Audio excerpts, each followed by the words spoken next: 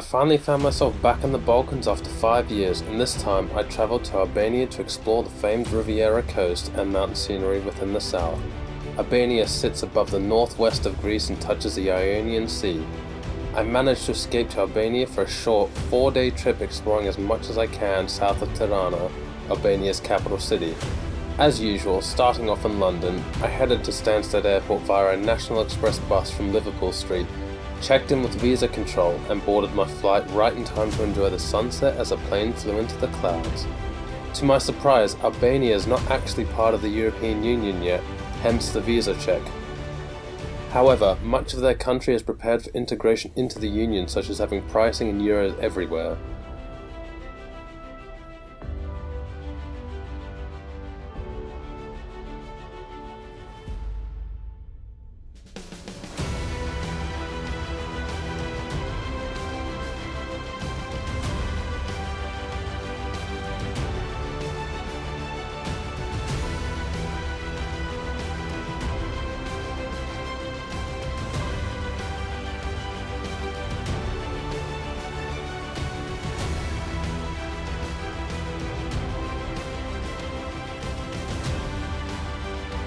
Three hours later, I landed in Tirana, collected my hire car and hit the road as soon as I could. There were a few hiccups with the hire car, however, the hire car company reassured me of these things, so I began the 2-hour drive to the UNESCO Heritage Site of Berat. I chose a modest hotel in the city centre which was located in the old town below the ancient Berat castle. However, I did not know that there was a Christmas market festival and concert running upon my arrival, so parking was a nightmare. Despite this, I was treated to a traditional Albanian concert with an amazing singer and locals dancing all around.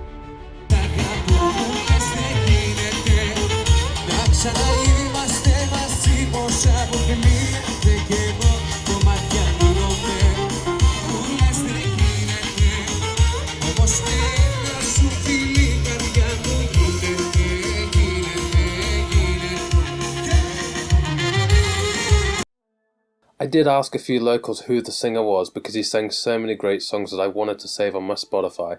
However, no one knew, and one local believed he was a local of Berat.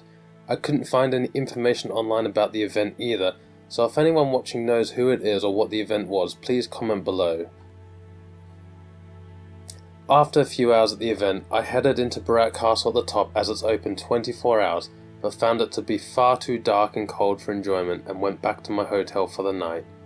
As the castle is open 24 hours, you can enter at any time you like, including driving a car right to the top and into the castle.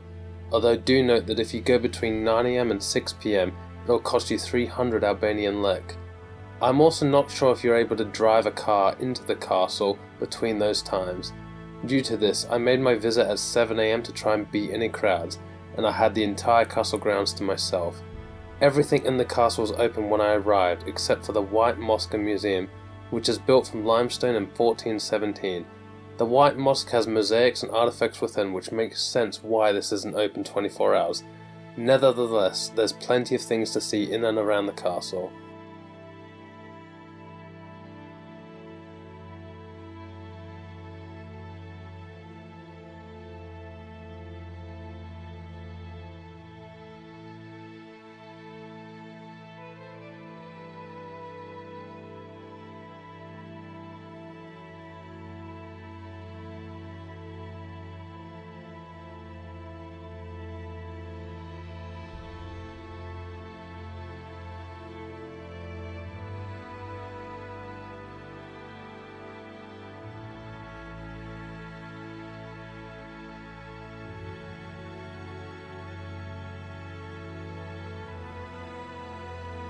Leaving Berat, the journey to Osumi Canyon began with some spectacular views online. I was very excited to get down into the canyon. 2 hours later I arrived, however the canyon is 26 kilometers long and I found myself driving in circles trying to find a place to park and head down. The area on Google marked as an observation deck and stairs had gates all over the free car park and was locked. Due to this, I continued a little further to the Osumi Canyon bridge and just enjoyed the view from above. There's trails to walk both above and below, as well as rock climbing and river rafting on the bottom.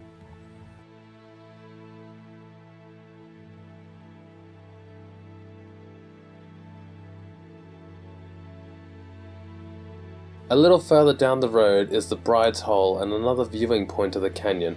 The hole is literally a hole in the side of the mountain, along with an Albanian legend which is said to get its name from a bride who was forced into marriage without consent, who came to the canyon praying for the rock to take her soul, whereby she jumped in. Nowadays, young brides enter the hole without their clothes in reverse mode in the hopes of getting pregnant.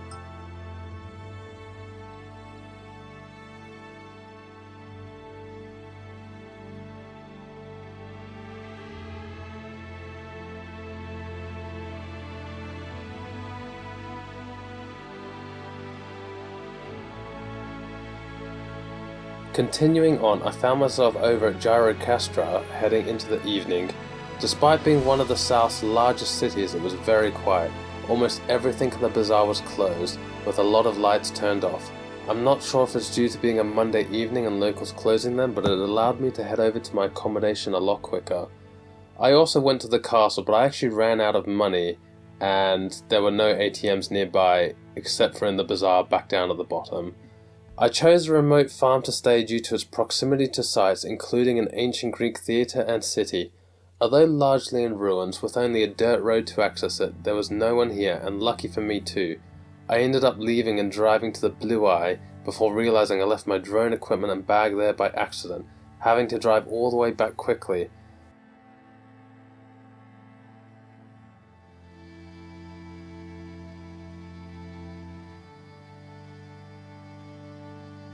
Following an hour of panic driving and relieved back to the Blue Eye, I parked the car ready for a hike.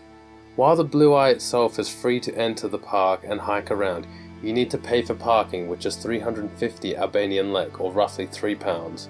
I didn't actually have any more lek on me, so the guard offered to accept my £5 note as a souvenir. After a quick walk around and a drone flight, I saw the weather immediately change, and almost within a minute it poured down and the wind went wild. Halfway over, the rain started again and I found myself running back to the car. At least I managed to see Corfu in the distance and an amazing panoramic view. For my last day in Albania, I was able to spend it completely along the famous Albanian Riviera. Thankfully, I was in luck and the weather had completely cleared up and it was blue sunshine all around. I headed up to the Castle of Borsh, which is often credited as the most beautiful views of the entire Riviera. And they weren't wrong. There are views all the way of the coastline as well as the mountains behind. It's almost a 360 view if you're at the very top. The castle is in the form of an acropolis and is first mentioned in Greek texts dating back to 1258. However, the castle could be much older than this. The castle itself is in complete ruin, although the church has been maintained over the centuries. You cannot drive to the entrance of the castle as the path becomes a thin stone walkway with collapsed rocks all over. As soon as you see the road junction with stop signs all over, park there and it's roughly a 10-minute hike to the top.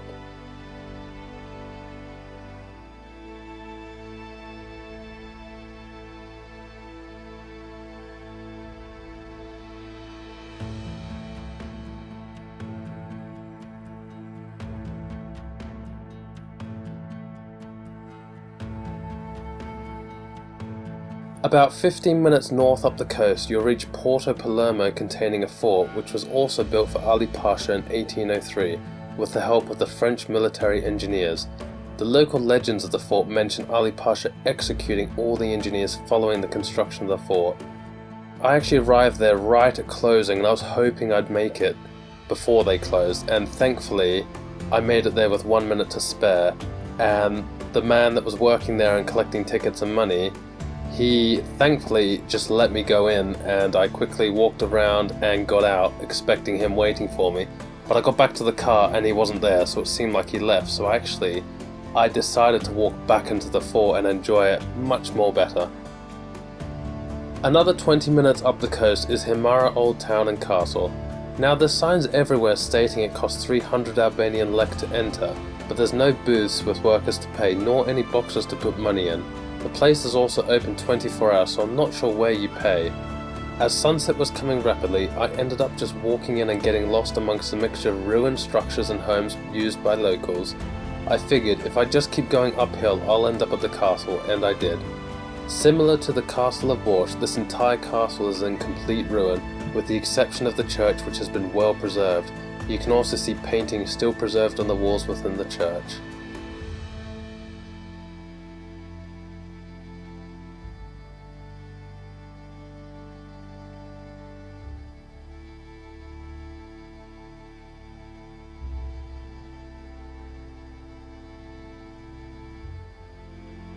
And with that, my journey in southern Albania was complete. As the sun set, I headed back to Tirana for my flight, driving for 3.5 hours. There was a lot that I was unable to see and do due to the mixture of alternating weather conditions each day, but it worked and I still got to see a lot of amazing places. As with all my trips, here's a breakdown of costs that I had over 4 days. The trip overall came to just under £500. Accommodation was decent for what I got, coming at £103. Food came to just under £110. The hire car was initially £54. Petrol came to a total of £205, which was an eye-watering every time I had to fill the tank. Attractions such as the few castles I went to totaled £8, although this may cost a little more during peak times if the ticket offices are open then. A SIM card from the airport costed £20 from Vodafone, as Albania is not in the European Union, therefore does not benefit from the data fair use. The trip overall came to just under £500, not including my flights from London, as this will vary depending on where you come from. Also, do note that while I had 5 days showing for the hire car, this is because I arrived at 9 PM on the first day but still had to pay as if it was a full day.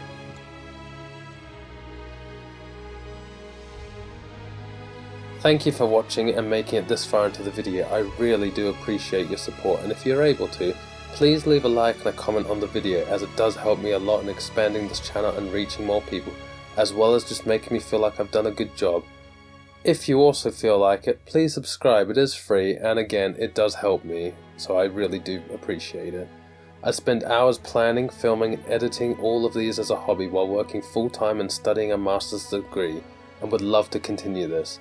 I also decided to try out an alternative editing software that I've been teaching myself over the last few months, as well as upgrading all of my equipment for this video in order to make it the best it can be. Thank you again for watching and showing your support, and I'll see you next time.